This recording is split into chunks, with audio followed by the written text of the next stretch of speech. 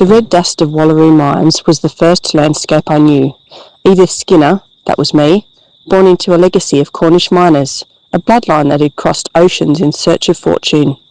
Then, in 1909, Thomas Tamlin walked into my life, tall, dark, handsome. We were young and love bloomed quickly.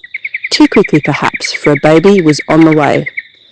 Our wedding was in July, and it was a hurried affair, my burgeoning belly testament to our haste. Young Thomas arrived in October, a tiny, demanding miracle. Were we ready? No, I don't think any new parent truly is.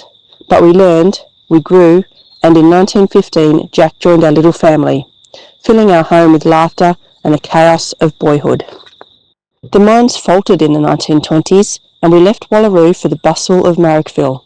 I found my calling in the hospitals, a nurse's uniform, a shield, and a purpose.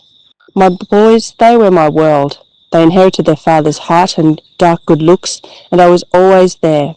At their games, their school events, every milestone marked with a mother's unwavering pride.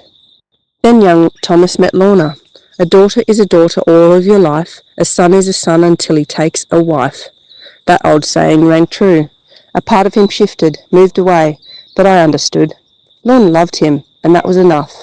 Would he have volunteered for the war if he had children of his own? I would never know.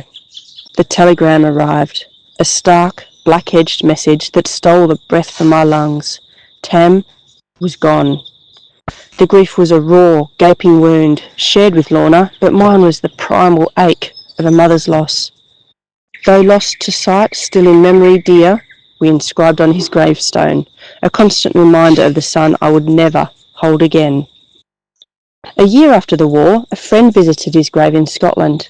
The rain lashed down, a bleak, desolate scene that tore open the barely healed wound. I knew then I had to see him. I had to say goodbye. Retirement in 1947 gave me the freedom, and I embarked on a 65-day sea voyage, a journey that could fill a book. Dunure was a quiet, forgotten place. I stepped off the bus, searching for a cemetery that wasn't there.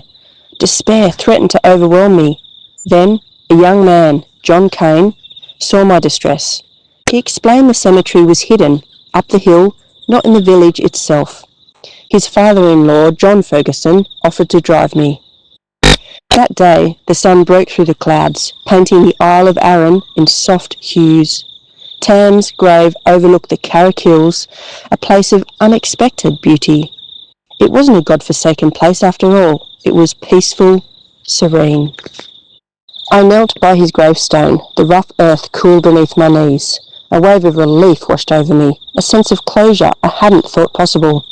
He was at rest, my boy. A photograph captured that moment, a mother's farewell etched in time. I returned to Australia. I knew I could go home and die in peace, which I did 5 years later, in 1952.